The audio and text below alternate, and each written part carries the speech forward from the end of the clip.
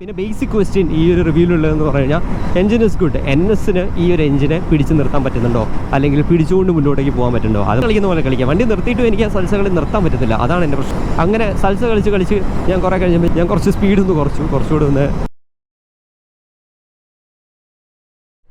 WhatsApp YouTube എല്ലാവർക്കും പുതിയ വീഡിയോയിലേക്ക് സ്വാഗതം. ഇന്ന് നമ്മുടെ കയ്യിലുള്ള ബൈക്ക് എന്ന് പറയുന്നത് പൾസറിൻ്റെ NS400Z ആണ്. ഒരുപാട് പേര് ചോദിച്ച ബൈക്കാണ്. ഈടെയായിട്ട് എനിക്കറിയാം ഈ ചാനലിൽ ചോദിക്കുന്ന ബൈക്കൊന്നും നേരത്തിനൊന്നും വരുന്നില്ല. അതിനൊരു കാരണം എന്താണെന്ന് വെച്ച് കഴിഞ്ഞാൽ ഒന്നുകിൽ ഇൻവൈറ്റ് കിട്ടുന്ന സമയത്ത് എനിക്ക് പോകാൻ പറ്റുന്നില്ല. അപ്പോൾ ഈ വർഷം എൻ്റെ ട്രാവലുകൾ വളരെ കുറവാണ്. അതാണ് ഒരു റീസൺ. പല വണ്ടികളുടെയും റിവ്യൂസ് ലേറ്റ് ആവുന്നത്. പിന്നെ ഞാൻ ഇങ്ങനെ എടുത്ത് ചെയ്യാനുള്ള ഒരു കാരണം എന്താണെന്ന് വെച്ച് കഴിഞ്ഞാൽ പൂനെ പോയി ആകെ ഒരു 100 കിലോമീറ്റർ ഓടിച്ച് റിവ്യൂ ചെയ്യുന്നതിനേക്കാളും നല്ല ഇതുപോലെ എടുത്തിട്ട് 400 കിലോമീറ്റർ ഓടിക്കുന്നതാണ്. എൻ്റെ ഒരു ലോജിക് അറ്റ്ലീസ്റ്റ് ഇതിൻ്റെ CCയുടെ അത്രയെങ്കിലും കിലോമീറ്റേഴ്സ് നമ്മൾ ഓടിച്ചിരിക്കണമെന്നാണ്. അപ്പോൾ ബൈ നൗ ഞാനിപ്പോൾ തിരിച്ച് ബാംഗ്ലൂർ എത്തുമ്പോൾ ഒരു 400 കിലോമീറ്ററോളം ഈ വണ്ടിയുടെ മുകളിൽ ഓടിയിട്ടുണ്ടാവും. അപ്പം ഇതാണ് നമ്മുടെ പൾസർ NS400Z എന്ന് പറയുന്നത്. പൾസർ DNA കംപ്ലീറ്റ് ആയിട്ട് കൊടുത്തൊരു ബൈക്കാണ്. പിന്നെ നമ്മുടെ പഴയ ഡ്യൂക്ക് 390 ഉണ്ടല്ലോ, 373cc എഞ്ചിൻ, ആ എഞ്ചിൻ നേരെ ഇതിനകത്തേക്ക് വെച്ചു. I am really happy that 373cc ആണ് ഇതിനകത്ത് വന്നത് 399-നേക്കാളും.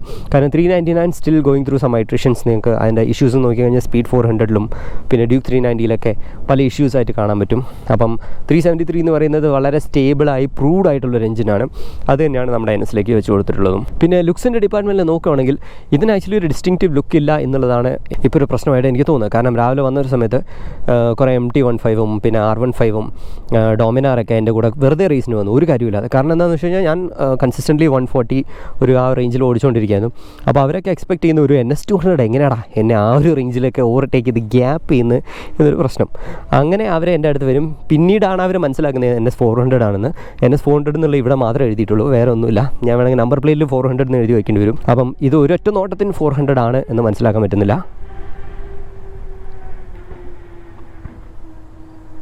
നൈസ്. അപ്പോൾ ലുക്കിന് ഒരു ഡിസ്റ്റിങ്ക്റ്റീവ്നെസ് കൊടുത്തിട്ടില്ല എന്നുള്ളൂ. പക്ഷേ നമ്മുടെ യൂത്തിനൊക്കെ ഇഷ്ടപ്പെടുന്ന രീതിയിലുള്ള വളരെ മാസ്കുലീൻ ആയിട്ടുള്ള ഡെഫിനറ്റ്ലി മെയിൽ എന്ന് പറയുന്ന ആ ഒരു ടാഗ് ഉണ്ടല്ലോ, പഴയ പൾസറിൻ്റെ ആഡാണ് അത്, ഡെഫിനറ്റ്ലി മെയിൽ എന്ന് പറഞ്ഞാൽ ആ ഒരു ടാഗിലേക്കൊക്കെ വരുന്ന രീതിയിലുള്ള കുറച്ചൊരു ബീഫ്ഡ് അപ്പ് ആയിട്ടുള്ളൊരു ലുക്കുണ്ട്. 200 കമ്പയർ ചെയ്യുന്ന സമയത്ത് കുറച്ചുകൂടി ഒരു വലിപ്പം തോന്നിക്കുന്നുണ്ട്.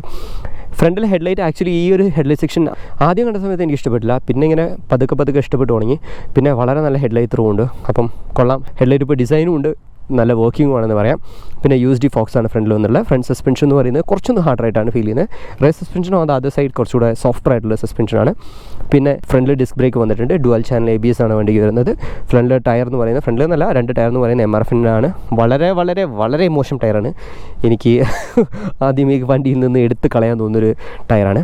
പിന്നെ ഒരു കാര്യം കൂടെ പറയാനുള്ളത്, ഈ ബൈക്ക് വാങ്ങുന്ന യങ് ക്രൗഡിനോടുള്ളൊരു റിക്വസ്റ്റാണ്. അതായത് കുറച്ച് ഫാസ്റ്റ് ആയിട്ടുള്ള ബൈക്കാണ്, 373cc ആണ്. അപ്പം ഈ ഒരു ടയർ എന്ന് പറയുന്നത് വളരെ മോശമായിട്ടുള്ള സ്ഥിതിക്ക് നിങ്ങൾ ഈ ടയർ മാറ്റി പുതിയ ടയർ ഇടണം തന്നെയാണ് എൻ്റെ ഒരു അഭിപ്രായം. കാരണം ഇത് പുഷ് ചെയ്ത് ഓടിക്കാൻ പോകുന്ന ആൾക്കാരാണെങ്കിൽ this tyre is not for you. Definitely ഒരു മിഷ്ലിൻ്റെ റോഡ് 5 എങ്കിലും ഇതിനകത്ത് ഇടണം എന്നാണ് എൻ്റെ ഒരു അഭിപ്രായം. Otherwise go for better gripping tyres. അപ്പോൾ ടയർ ഭയങ്കര മോശമാണ്, അതന്നെ എൻ്റെ ഒരു ഫീഡ്ബാക്ക്. പിന്നെ ഞാൻ പറഞ്ഞ പോലെ തന്നെ 373cc എഞ്ചിൻ, ഇതിൻ്റെ പവർ ഫിഗേഴ്സൊക്കെ നമുക്ക് റോഡിൽ പോകുമ്പോൾ കാണാം. പിന്നെ ഷാസിയുടെ ആ ഒരു പോർഷനൊക്കെ പുറത്ത് കാണുന്നുണ്ട്. ടിപ്പിക്കൽ പൾസർ സീരീസ് ലുക്സ് ആണ്. പിന്നെ ടാങ്കും കുറച്ച് നന്നായിട്ട്. ടാങ്ക് കുറച്ചുകൂടി ബീഫ്ഡ് അപ്പ് ആയി ഇരുന്നെങ്കിൽ കുറച്ചുകൂടെ നന്നാവുമെന്ന് തോന്നുന്നു. കാരണം ചെറിയൊരു ടാങ്കാണ്. ഇൻഫാക്ട് ടാങ്ക് റേഞ്ചും കുറച്ച് കുറവായിട്ടാണ് എനിക്ക് ഫീൽ ചെയ്യുന്നത്. പിന്നെ ബോക്സ് സ്വിംഗ് ആമാണ് കൊടുത്തത്. അതും എനിക്ക് അത്രത്തോളം ഇഷ്ടപ്പെട്ടില്ല. എന്താണെന്ന് വെച്ച് കഴിഞ്ഞാൽ വളരെ ഷോർട്ട് വീൽ ബേസുള്ളൊരു ബൈക്കാണ്. പിന്നെ കൺട്രോളും അത്ര പോരാ ബൈക്കിന് മുകളിൽ. കാരണം വണ്ടി ഭയങ്കര വേവ് ചെയ്താണ് പോകുന്നത്, ഹൈ സ്പീഡ് പോകുന്നൊരു സമയത്ത്. ടെയിൽ സെക്ഷൻ നോക്കുകയാണെങ്കിൽ അങ്ങനെ പൾസറിൻ്റെ ഒരു ലുക്സ് തന്നെയാണ് വരുന്നത്, ബാക്കി പൾസേഴ്സിലൊക്കെ കണ്ട പോലെ തന്നെ. പിന്നെ ടയർ ഹഗ്ഗറും ഉണ്ട്. മൊത്തം ലുക്കിൻ്റെ ഡിപ്പാർട്ട്മെൻറ്റിൽ പറഞ്ഞു കഴിഞ്ഞാൽ ഞാൻ പറഞ്ഞല്ലോ, ഇതൊന്ന് ഡിസ്റ്റിങ്ക്റ്റീവ് ചെയ്യാനുള്ള വേറെ കാര്യങ്ങളൊന്നും കാണുന്നില്ല. പിന്നെ വാക്ക് അറൗണ്ട് ചെയ്യുന്ന ഒരു സമയത്ത് അവിടെ ഇവിടെയായിട്ട് ഇപ്പോൾ തന്നെ റസ്റ്റിംഗ് ഇഷ്യൂസ് കാണുന്നുണ്ട്. ഞാൻ പറഞ്ഞു ആകെ 400 കിലോമീറ്റർ ആയിട്ടുള്ള വണ്ടി, ഇവിടെ റസ്റ്റിംഗ് കാണുന്നുണ്ട്, ഇവിടെ കാണുന്നുണ്ട്, അവിടെ ഒരു സ്ഥലത്ത് കാണുന്നുണ്ട്. അപ്പോൾ അങ്ങനെ നോക്കുന്ന സമയത്ത് ചെറിയൊരു ക്വാളിറ്റി ഇഷ്യൂ കാണുന്നുണ്ട്. പ്ലാസ്റ്റിക് ക്വാളിറ്റി കുറഞ്ഞിട്ടില്ല, കൂടിയിട്ടുമില്ല. അതായത് ബാക്കി പൾസസ് വെച്ച് നോക്കുമ്പോൾ താഴോട്ടോ മേലോട്ടോ പോയിട്ടില്ല. ഇനി നമ്മൾ വണ്ടി കയറി ഇരിക്കുകയാണെങ്കിൽ ആക്ച്വലി എൻ്റെ ഒരു ഹൈറ്റ് വെച്ച് കംപ്ലീറ്റ്ലി പ്ലാന്റഡ് ഫുട്ടാണ് ഉണ്ടല്ലോ. പിന്നെ മിറേഴ്സ് എനിക്ക് ഇഷ്ടപ്പെട്ടില്ല. ഡോമിനാറിൻ്റെ അതേ മിറേഴ്സ് തന്നെയാണ് വരുന്നത്. പക്ഷേ അത് കുറച്ചുകൂടി ഉള്ളോട്ടേക്ക് ഇരിക്കുന്നതുകൊണ്ട് വൈഡായിട്ടും ഫീൽ ചെയ്യുന്നില്ല. പിന്നെ അത് മാത്രമല്ല അഡ്ജസ്റ്റ്മെൻറ്റ്സും കുറച്ച് ടൈറ്റാണ്. പിന്നെ ഇവിടെയായിട്ടൊരു നോർമൽ USB ചാർജർ കൊടുത്തിട്ടുണ്ട്. Type C ചാർജറല്ല, നോർമൽ ചാർജറാണ്. പിന്നെ ഇതൊരു ഹൈബ്രിഡ് കൈൻഡ് ഓഫ് സെറ്റപ്പാണ് ഇതിൻ്റെ ഡയൽ എന്ന് പറയുന്നത്. അതായത് ഇവിടെ നോർമൽ ആയിട്ടുള്ള ഡയലും പിന്നെ ഇവിടെ ഒരു ചെറിയ കാൽക്കുലേറ്റർ ഡിസ്പ്ലേ പോലത്തെ ഒരു സംഭവം കൊടുത്തിട്ടുണ്ട്. 4 റൈഡിംഗ് മോഡ്സാണ് ഇതിന് വരുന്നത്. പിന്നെ അത് മാത്രമല്ല ഇതിൻ്റെ ടെക് ഫീച്ചേഴ്സ് വെച്ച് കഴിഞ്ഞാൽ റൈഡിംഗ് മോഡ്സ് വരുന്നുണ്ട്, ഡുവൽ ചാനൽ ABS വരുന്നുണ്ട്, സ്ലിപ്പ് ക്ലച്ച് വരുന്നുണ്ട്, ട്രാക്ഷൻ കൺട്രോൾ വരുന്നുണ്ട്, അത് സ്വിച്ചബിൾ ആണ്. അപ്പോൾ പൾസർ ഒരു ലെവൽ അപ്പാണ് പോയിരിക്കുന്നത് ഇപ്പം ശരിക്കും പറഞ്ഞു കഴിഞ്ഞാൽ. ഇവിടെ നോക്കിക്കഴിഞ്ഞാൽ നമുക്ക് ടാക്കോമീറ്റർ കാണാം, സ്പീഡോമീറ്റർ കാണാം, ടൈം കാണാം, ഗിയർ പൊസിഷൻ ഇൻഡിക്കേറ്റർ കാണാം, ഇവിടെ ഫ്യൂൽ ലെവൽ ഇൻഡിക്കേറ്റർ ഉണ്ട്, ഓഡോമീറ്റർ ഉണ്ട്, ഇവിടെ റൈഡിംഗ് മോഡ്സ് കാണാം. പിന്നെ ഈ ഒരു ചെറിയ സ്ഥലത്ത് പോയിട്ടാണ് നമ്മൾ റൈഡിംഗ് മോഡൊക്കെ മാറ്റുന്നത്. അപ്പം ഇവിടെ അഡ്ജസ്റ്റബിൾ ലിവേഴ്സാണ് 2 സൈഡും വന്നിട്ടുള്ളത്. ഇത് high beam and low beam സ്വിച്ചാണ്. പിന്നെ ഇത് നമ്മൾ ഡ്യൂക്ക് 390 കണ്ട ഏകദേശം അതുപോലെയുള്ളൊരു നാവിഗേഷൻ അസംബ്ലി സിസ്റ്റമാണ് ഇവിടെ കാണുന്നത്. പിന്നെ ഇൻഡിക്കേറ്ററും ഉണ്ട്, ഹോണുണ്ട്, ഹിപ്പർ സൈഡ് കിൽ സ്വിച്ച് ഉണ്ട്, വലിയൊരു കോഷൻ ലാമ്പ് സ്വിച്ച് കൊടുത്തിട്ടുണ്ട്. പിന്നെ ഇവിടെ DRL ഓൺ ഓഫ് ആക്കാനുള്ള ഒരു സെറ്റപ്പും കൊടുത്തിട്ടുണ്ട്. അപ്പോൾ ഈ ഒരു സെറ്റ് ബട്ടൺ ഞെക്കുകയാണെങ്കിൽ ഇവിടെ നമുക്ക് വെഹിക്കിൾ ഇൻഫോ കാണാം. ആ വെഹിക്കിൾ ഇൻഫോന് അകത്ത് പോയിട്ടാണ് നമ്മൾ റൈഡ് മോഡ് മാറ്റുന്നത്. അപ്പോൾ ശരിക്കും 3 ക്ലിക്കിന് ശേഷവും ഒരു പ്രസ്സിന് ശേഷമാണ് റൈഡ് മോഡ് എടുക്കുന്നത്. അത് കുറച്ച് ടൈം കൺസ്യൂമിംഗ് ആയിട്ട് ഫീൽ ചെയ്തു. അതങ്ങനെ ഒരു ഡീൽ ബ്രേക്കർ അല്ല, but it still time consuming. വണ്ടി ഓടിക്കുന്ന ഒരു സമയത്ത് നമുക്ക് റൈഡിംഗ് മോഡ് മാറ്റണമെങ്കിൽ അത് കുറച്ച് നേരം എടുക്കുന്നുണ്ട്. അത് കഴിഞ്ഞ് ത്രോട്ടിൽ കട്ട് ചെയ്ത് കഴിഞ്ഞാൽ റൈഡിംഗ് മോഡ് മാറിക്കോളും. അപ്പം അധികം കാര്യങ്ങളൊക്കെ ഞാൻ വാക്ക് ചെയ്യുന്നില്ല, കാരണം ഒരുവിധപ്പെട്ട എല്ലാ ഡീറ്റെയിൽസും ഉള്ളൊരു ബൈക്കാണ്. പിന്നെ നമ്മൾ കൂടുതൽ റൈഡ് ഫീലിനെ കുറിച്ച് സംസാരിക്കുന്നതുകൊണ്ട് എനിക്ക് ആ ഡയലിലെ കാര്യങ്ങളൊന്നും പറയണമെന്നില്ല. പിന്നെ ബ്ലൂടൂത്ത് കണക്ടിവിറ്റി ഉണ്ട്. That means everything is updated on this motor cycle. നമുക്ക് എക്സോസ് സൗണ്ട് ഒന്ന് കേൾക്കാം. ബൈ ദ ബൈ, അതിന് മുമ്പായിട്ട് എക്സോസ്റ്റ് ആക്ച്വലി മുറിച്ച് വെച്ച പോലെയാണ് ഫീൽ ചെയ്യുന്നത്. എല്ലാ പൾസറിലും വരുന്ന പോലെ തന്നെയാണ്. പക്ഷേ ഇതിൻ്റെ ഒരു പ്രത്യേകത എന്താണെന്ന് വെച്ച് കഴിഞ്ഞാൽ ഇതാ കാറ്റലിറ്റിക് കൺവേർട്ടർ കഴിഞ്ഞിട്ട് ആ ഒരു ഔട്ട് യൂണിറ്റാണ് കാണുന്നത്. അത് ഒരു സ്ലിപ്പ് ഓൺ കൊടുക്കായിരുന്നു. ഒരു സ്ലിപ്പ് ഓണും കൂടെ വെച്ച് കഴിഞ്ഞാൽ കുറച്ചുകൂടെ ഒരു മൈൽഡർ സൗണ്ട് കിട്ടുമായിരുന്നു. ഇത് കുറച്ച് ലൗഡറാണ് ശരിക്കും ഈ ഒരു വണ്ടി.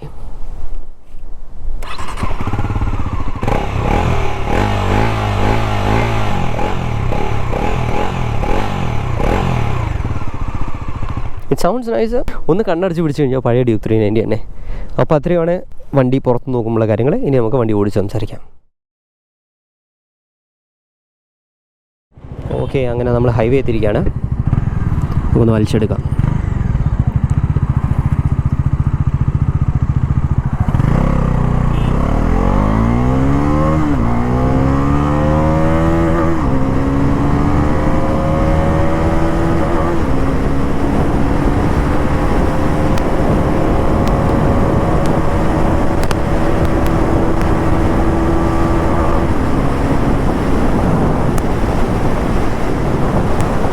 ഈ ബൈക്ക് ഓടിക്കുമ്പോൾ തന്നെ ഒരു കാര്യം മനസ്സിലാവും. നിങ്ങളൊരു ഡ്യൂക്ക് 390 ഓടിച്ചുള്ള ആളാണെങ്കിൽ ഡെഫിനറ്റ്ലി ഇത് നമ്മുടെ ഓൾഡ് ജനറേഷൻ ഡ്യൂക്ക് 390ൻ്റെ അതേ എഞ്ചിനാണ്. No doubt on that. And അതിനെ നമ്മൾ ഡൗട്ട് ചെയ്യേണ്ട ഒരു ആവശ്യമില്ല. Engine is completely proved. വളരെ പവർഫുള്ളായിട്ട് അത്രത്തോളം ബിഗിനർ ഫ്രണ്ട്ലി അല്ലാത്തൊരു എഞ്ചിൻ തന്നെയാണിത്. അത് നമുക്ക് വലിച്ചെടുക്കുമ്പോൾ തന്നെ കാണാം. പിന്നെ ബേസിക് ക്വസ്റ്റ്യൻ ഈ ഒരു റിവ്യൂലുള്ളതെന്ന് പറഞ്ഞു കഴിഞ്ഞാൽ എഞ്ചിൻ ഇസ് ഗുഡ്. NSന് ഈ ഒരു എഞ്ചിനെ പിടിച്ചു നിർത്താൻ പറ്റുന്നുണ്ടോ, അല്ലെങ്കിൽ പിടിച്ചുകൊണ്ട് മുന്നോട്ടേക്ക് പോകാൻ പറ്റുന്നുണ്ടോ, അത് മാത്രമാണ് നമ്മുടെ ഒരു ചോദ്യം ഇതിനകത്ത് വരുന്നത്. അപ്പം പറഞ്ഞ പോലെ തന്നെ ഡ്യൂക്ക് 390 എഞ്ചിനാണ്. വളരെ ഈസി ആയിട്ട് നമുക്ക് സിറ്റിയിലൊക്കെ ഓടിച്ചുകൊണ്ട് കൊടുക്കാൻ പറ്റുന്നതാണ്. അതൊരു സെക്കൻഡ് ഗിയർ തേർഡ് ഗിയറിലൊക്കെ ഇട്ടിട്ട് നല്ല ടോർക്ക് ഉണ്ട്. ജസ്റ്റ് ഒന്ന് ഓപ്പൺ ചെയ്ത് കൊടുത്താൽ മാത്രം മതി. നമുക്ക് അതുപോലെ ഈസി ആയിട്ട് ടോപ്പ് ഓഫ് ദ ലൈൻ നമുക്ക് ഓടിച്ചുകൊണ്ട് കൊടുക്കാൻ പറ്റുന്നൊരു ബൈക്കാണ്. എന്ന് വെച്ച് കഴിഞ്ഞാൽ നമ്മളായിരിക്കും fast most of the case unless you meet Duke 390. പിന്നെ ഹൈവേയിൽ എത്തുന്ന സമയത്ത് ഞാൻ പറഞ്ഞ പോലെ തന്നെ 120 140 എന്നൊക്കെ പറയുന്ന ഈസി സ്പീഡ്സ് ആണ്. ഞാൻ ഇന്ന് രാവിലെ എനിക്ക് തോന്നുന്നു 165 ആണ് മാക്സ് ചെയ്തത്. ബജാജിൻ്റെ വെബ്സൈറ്റ് പറയുന്നത് 156 അങ്ങനെ എന്തോ ആണ്. പക്ഷേ ഇത് 165 ഒക്കെ ഈസി ആയിട്ട് ചെയ്യുന്നുണ്ട്. പിന്നെ എനിക്ക് തോന്നുന്നു അതിലും മേലെ പോവും. എനിക്ക് അത്രത്തോളം ഒരു ഓപ്പൺ റോഡ് കിട്ടാത്തതുകൊണ്ടാണ് പിന്നെ ഞാൻ പുഷ് ചെയ്യാഞ്ഞത്. അപ്പോൾ ഇത്രയാണ് എഞ്ചിനെ കുറിച്ചുള്ള ഡീറ്റെയിൽസ്. നമുക്കത് മാറ്റി നിർത്തിയിട്ട് ബാക്കി കാര്യങ്ങൾ സംസാരിക്കാം. അപ്പം നമ്മൾ വണ്ടിയിൽ ഇരിക്കുന്ന ഒരു സമയത്ത് കംപ്ലീറ്റ്ലി അപ്രൈറ്റ് ആയിട്ടാണ്. നേക്കഡ് മോഡ് സൈക്കിളാണ്. ഒരു ചെറിയൊരു പൊടിക്കൊരു സ്പോർട്ടിനെസ് ഉണ്ട് അപ്പർ ബോഡി. പിന്നെ ഫുഡ് പെഗ് വരുന്ന റൈഡർ ഇരിക്കുന്നതിൻ്റെ നേരെ താഴെ തന്നെയാണ്. അതുകൊണ്ട് തന്നെ കുറച്ചൊന്ന് റിയർ സെറ്റ് ഫുഡ് പെഗ് ആണോ എന്ന് നമുക്കൊരു സംശയം തോന്നും.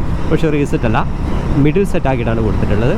പിന്നെ റൈഡ് അറൗണ്ട് ചെയ്യാനും ഭയങ്കര എളുപ്പമാണ്. കുറച്ച് ലൈറ്റർ ആയിട്ടുള്ള ബൈക്കാണ്. നമ്മുടെ ഡോമിനാറൊക്കെ കമ്പയർ ചെയ്യുന്ന സമയത്ത് ലൈറ്റർ ആയിട്ടുള്ളൊരു ബൈക്കാണ്.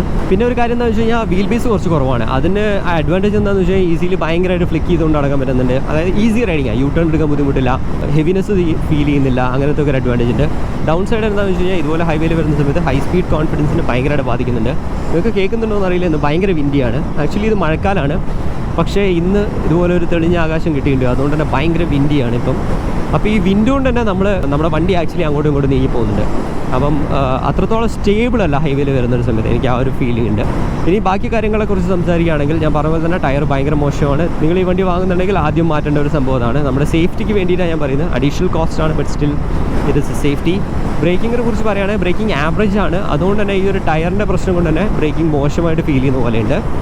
സസ്പെൻഷനെ കുറിച്ച് പറയുകയാണെങ്കിൽ നമ്മൾ രണ്ട് സൈഡിലിരിക്കുന്ന സസ്പെൻഷനും രണ്ട് അറ്റം പോലെയാണ് ഇരിക്കുന്നത്. അതായത് ഫ്രണ്ടിലെ സസ്പെൻഷൻ എന്ന് പറയുന്നത് കുറച്ച് ഹാർഡറാണ്. ഈ കുഴി കൂടെയൊക്കെ പോകുന്ന സമയത്ത് ഒരു ചെറിയൊരു ഹിറ്റ് ഫീൽ ചെയ്യുന്നുണ്ട്. പക്ഷേ അതിൻ്റെ അഡ്വാൻറ്റേജ് എന്താണെന്ന് വെച്ച് കഴിഞ്ഞാൽ ഇതുപോലെ ഹൈവേയിൽ വരുന്ന സമയത്ത് ഫ്രണ്ട് സൈഡ് നല്ല സ്റ്റേബിളായിട്ട് ഇരിക്കുന്നുണ്ട്.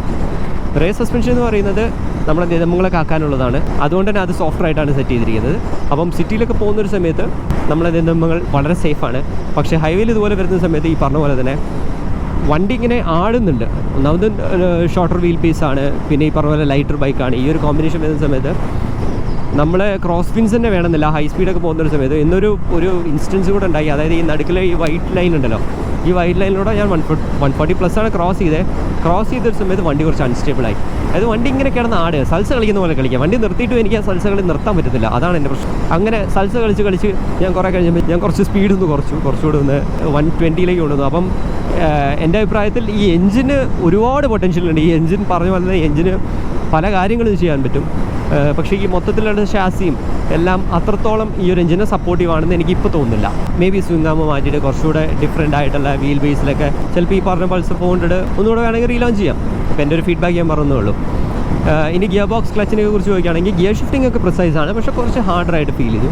ഒരു പൊടിക്ക് ഹാർഡറായിട്ട്. ക്ലച്ച് ഫീൽ ആക്ച്വലി ലൈറ്ററാണ്. ക്ലച്ച് ഭയങ്കര നൈസുമാണ്. നമ്മൾ ഒരുപാട് സിറ്റിയിൽ ഷിഫ്റ്റ് ചെയ്ത് യൂസ് ചെയ്യേണ്ടി വന്നാലും ക്ലച്ചിന് ഒരു ബുദ്ധിമുട്ടുണ്ടായിട്ട് എനിക്ക് ഫീൽ ചെയ്തിട്ടില്ല. പിന്നെ വണ്ടിക്ക് സർപ്രൈസിംഗ്ലി ഹീറ്റിംഗ് അധികം ഇല്ല. ഒരുപക്ഷെ ഈ ഒരു നേക്കഡ് ഫോമാറ്റിൽ വന്നുകൊണ്ടാണെന്ന് എനിക്കറിയില്ല. ഹീറ്റിംഗ് അധികം ഫീൽ ചെയ്തില്ല. മഴയുള്ള സമയമാണ് കുറച്ചൊന്ന് തണുത്താണ് ഇരിക്കുന്നത്. അതുകൊണ്ടായിരിക്കാം ആംബിയൻ ടെമ്പറേച്ചറും വളരെ കുറവാണ്. അതുകൊണ്ടായിരിക്കാം അത്രത്തോളം ഹീറ്റിംഗ് ഫീൽ ചെയ്യാത്തത്. പിന്നെ വൈബ്രേഷൻ ഉണ്ടോ എന്ന് വെച്ച് കഴിഞ്ഞാൽ ഒരു പൊടിക്ക് വൈബ്രേഷൻ ഉണ്ട്. ഹാൻഡിൽ ബാർ ഫീൽ ചെയ്യുന്നുണ്ട്, ഫുട് പെഗിൽ ഫീൽ ചെയ്യുന്നുണ്ട്. സീറ്റിൽ ഒരുപാട് ഫീൽ ചെയ്യുന്നില്ല. പക്ഷേ അത് ഇവിടെയൊക്കെ നമ്മുടെ കാല് ഹഗ് ചെയ്യുന്ന സ്ഥലത്ത് നല്ലതുപോലെ വൈബ്രേഷൻ ഫീൽ ചെയ്യുന്നുണ്ട്. പിന്നെ സീറ്റ് എങ്ങനെയാണെന്ന് ചോദിച്ചു കഴിഞ്ഞാൽ അത്യാവശ്യം കംഫർട്ടബിൾ ആണ്. പക്ഷേ ഒരു ലോങ് റൈഡിന് കംഫർട്ടബിൾ ആയിട്ടുള്ളൊരു സീറ്റല്ല. പിന്നെ ഓൾവേസ് NS എന്ന് പറയുന്നത് അങ്ങനെ ഒരു ടൂറിംഗ് ബൈക്ക് ആയിട്ടൊന്നല്ല നമ്മൾ ഒരിക്കലും പ്രൊജക്റ്റ് ചെയ്യാറ്. ഡീസൻറ്റ് കുഷനിങ് ഉള്ള ഒരു സീറ്റ് എന്ന് വേണമെങ്കിൽ പറയാം. ഇനി ഇതിൻ്റെ ഓണർഷിപ്പിൻ്റെ കാര്യങ്ങളിലേക്ക് നോക്കിക്കഴിഞ്ഞാൽ ഈ bike actually 2.57 lakh on road ബാംഗ്ലൂരാണ് വരുന്നത്. അതാണ് ഇതിൻ്റെ ഏറ്റവും വലിയൊരു സംഭവം. അതായത് ഇത് ഭയങ്കര വാല്യൂ ഫോർ മണി ആയിട്ടുള്ളൊരു സംഭവമാണ്. ഞാൻ പറഞ്ഞല്ലോ, ഞാനിപ്പോൾ ഈ പറഞ്ഞ ഇഷ്യൂസും എല്ലാം വെച്ച് നോക്കുകയാണെങ്കിൽ പോലും സ്റ്റിൽ ഈ പറയുന്ന 2.57 എന്ന് പറയുന്നത് വാല്യൂ ഫോർ മണിയാണ്. അങ്ങനെ തന്നെ എനിക്ക് പറയാനുള്ളൂ. പിന്നെ വണ്ടിയുടെ സർവീസ് ഇൻ്റർവെൽ എന്ന് പറയുന്നത് ആദ്യത്തെ സർവീസ് 750 കിലോമീറ്റേഴ്സും അതിനുശേഷം 4.5K കിലോമീറ്റേഴ്സിന് ശേഷമാണ്. പിന്നെ സർവീസ് കോസ്റ്റ് എന്ന് പറയുന്നത് ഫ്രീ സർവീസ് 1500 rupees. അതിനുശേഷം വരുന്ന സർവീസസിനൊക്കെ, അതായത് പെയ്ഡ് സർവീസിനൊക്കെ 2000 to 3000 rupees ആവുമെന്നാണ് കേട്ടത്. പിന്നെ മൈലേജിനെ കുറിച്ച് ചോദിക്കുകയാണെങ്കിൽ മൈലേജ് ആക്ച്വലി സിറ്റിയിൽ ഓടിക്കുമ്പോൾ ഒരു 25 km/L കിട്ടുന്നത്. ഹൈവേയിൽ എത്തുന്ന സമയത്ത് ഒരു മാക്സ് 30 വരെ കിട്ടാം. പക്ഷേ ഞാൻ പറഞ്ഞല്ലോ, ഈ ഒരു എഞ്ചിൻ ഭയങ്കര രസമായതുകൊണ്ട് നമ്മൾ അത്രത്തോളം പതുക്കെ ഓടിച്ചു എന്നും വരില്ല. അതും ഒരു കാര്യമുണ്ട്. അതുകൊണ്ടൊരു 25 to max 30 ഒക്കെ എക്സ്പെക്ട് ചെയ്താൽ മതി മൈലേജ് എന്ന് പറയുന്നത്. മൈലേജ് അല്ല actually, it is fuel efficiency. ഞാൻ എപ്പോഴും എൻ്റെ വീഡിയോയിൽ മൈലേജ് എന്നാണ് പറയാറ്. ഇനി തിരുത്താൻ ശ്രമിക്കാം. അപ്പം ടാങ്ക് റേഞ്ചാണ് ഇപ്പോൾ ഇതിനകത്ത് കുറവ്. അതായത് ഇതൊരു ചെറിയ ടാങ്കാണ്, അതൊരു നെഗറ്റീവ് സൈഡ് തന്നെയാണ്. അതായത് ഇടയ്ക്കിടയ്ക്ക് നമ്മൾ വണ്ടി നിർത്തേണ്ടി വരും ടാങ്ക് റേഞ്ച് കുറവായതുകൊണ്ട്. അപ്പം ടാങ്ക് റേഞ്ച് ഒരു നെഗറ്റീവായിട്ട് തന്നെ എനിക്ക് ഫീൽ ചെയ്തു. ഇനിയിപ്പോൾ നമുക്ക് നോക്കാം ഇത് നിങ്ങൾക്ക് പറ്റിയൊരു ബൈക്കാണെന്ന്. ഫസ്റ്റ് ഓഫ് ഓൾ എന്നോട് ചോദിക്കുകയാണെങ്കിൽ ഇതൊരു ബിഗിനർ ഫ്രണ്ട്ലി ബൈക്കാണെന്ന് ചോദിച്ചു കഴിഞ്ഞാൽ ഒട്ടുമല്ല. കാരണം പറയാൻ കാരണം എന്താ വെച്ച് കഴിഞ്ഞാൽ ഒരുപാട് പേര് ഇതിൻ്റെ മുകളിലേക്ക് വരാൻ പോകുന്നുണ്ടെന്ന് എനിക്കറിയാം. കാരണം പൾസറാണ് മോസ്റ്റ് അഫോർഡബിൾ ആയിട്ടുള്ളൊരു ബൈക്കാണ് ഈ ഒരു സീരീസ് എന്ന് പറയുന്നത്. ഇതിനകത്ത് ഏറ്റവും വലിയ ബൈക്കാണ്. ഇതൊട്ടും ബിഗിനർ ഫ്രണ്ട്ലി ആയിട്ടുള്ള ബൈക്കല്ല. നിങ്ങൾ കുറച്ചൊന്ന് എക്സ്പീരിയൻസ് കിട്ടിയിട്ട് തന്നെ വേണം ഇതിനകത്തേക്ക് വരാം. പിന്നെ നിങ്ങളൊരു 150cc ഓടിക്കുന്ന ഒരാളാണ്, ഓൾറെഡി ഒരു പൾസറിലോ അല്ലെങ്കിൽ ഒരു TVSൻ്റെ RTS സീരീസിലൊക്കെ ഉള്ള ആൾക്കാരാണെങ്കിൽ ഇത് കംഫർട്ടബിളാണ്. നിങ്ങളെ ശരിക്കും എൻജോയ് ചെയ്യാൻ പോകുന്നൊരു ബൈക്കാണ്. പിന്നെ നിങ്ങളൊരു ഹോണ്ട, സുസുക്കി, യമഹ അങ്ങനത്തെ ഒരു 150cc ഓടിക്കുന്ന ഒരാളാണെങ്കിൽ ഒരുപക്ഷെ ഇതിനകത്തേക്ക് വന്ന റിഫൈൻമെൻറ്റ് ഇത്തിരി കുറവാണെന്ന് ഫീൽ ചെയ്യും.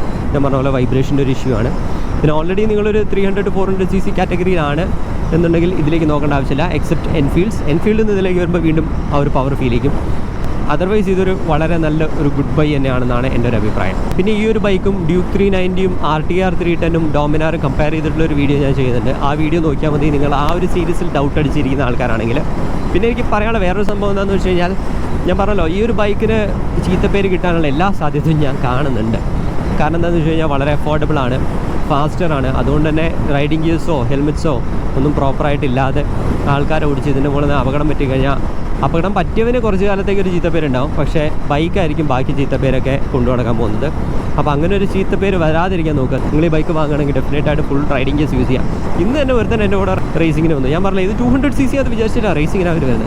അവൻ്റെ പെട്രോൾ ടാങ്കിൽ കിടന്ന് പിടിച്ച് ത്രോട്ടിൽ ചെയ്ത് ഇവിടെ എത്തിയ സമയത്താണ് ഞാൻ കണ്ടത്. ഒന്നാമത് അവന് റൈഡിങ് ഗിയർ ഇല്ല. പിന്നെ രണ്ടാമത്തെ കാര്യം, റൈഡിങ് ഗിയറിലെ പോട്ടെ, മര്യാദയ്ക്കൊരു ഷഡ്ജം ഇട്ടൂടെ.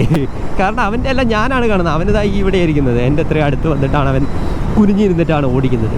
അപ്പം റൈഡിങ് ഗിയറിനൊപ്പം അതും കൂടെ വാങ്ങാൻ ശ്രമിക്കാം. ഇൻ കേസ് നിങ്ങൾ ഇതുപോലെ കിടന്ന് ഓടിക്കുന്നുണ്ട്. ഇതൊരു ചെറിയ ടിപ്പാണ്, ഈ ബൈക്കുമായിട്ടൊരു ബന്ധവുമില്ല എന്നാലും പറയാം. അപ്പോൾ ഞാൻ പറഞ്ഞ പോലെ തന്നെ വളരെ പോസിറ്റീവ് ഫീലുള്ളൊരു ബൈക്കാണ്. ഈവൻ ദോ ഞാൻ പറഞ്ഞു ഇതിന് റെസ്റ്റിംഗ് ഇഷ്യൂസ് ഉണ്ട്, ചെറിയ വൈബ്രേഷൻ ഉണ്ട്, ടയേഴ്സ് ഭയങ്കര മോശമാണ്, ബ്രേക്കിംഗ് കുറച്ച് കോംപ്രമൈസ്ഡ് ആയിട്ട് ഫീൽ ചെയ്യുന്നുണ്ട്. ഇതൊക്കെ പറഞ്ഞാലും ഇതൊരു വളരെ ഗുഡ് ബൈ ആണ്. അത് ആ ഒരു പ്രൈസ് പോയിൻ്റ് കൊണ്ട് തന്നെയാണ്. അപ്പോൾ വാങ്ങുന്നവർ പ്രൈസ് മാത്രം നോക്കി വാങ്ങരുത്. ഒരു 10% of the cost should go to your riding gear. അതും കൂടെ ഓർത്ത് വയ്ക്കാം. അപ്പം നിങ്ങൾക്ക് വീഡിയോ ഇഷ്ടപ്പെട്ടു എന്ന് വിചാരിക്കുന്നു. ഇഷ്ടപ്പെട്ടെങ്കിൽ show some love in the form of likes and comments. See you in the next video. Until then by.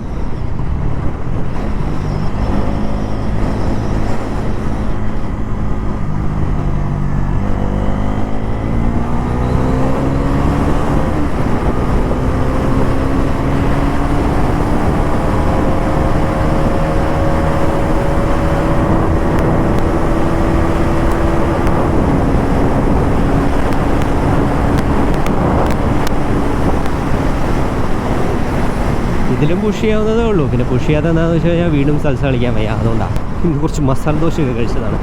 അപ്പോൾ ബൈ, വേറെ വീഡിയോ കാണാം.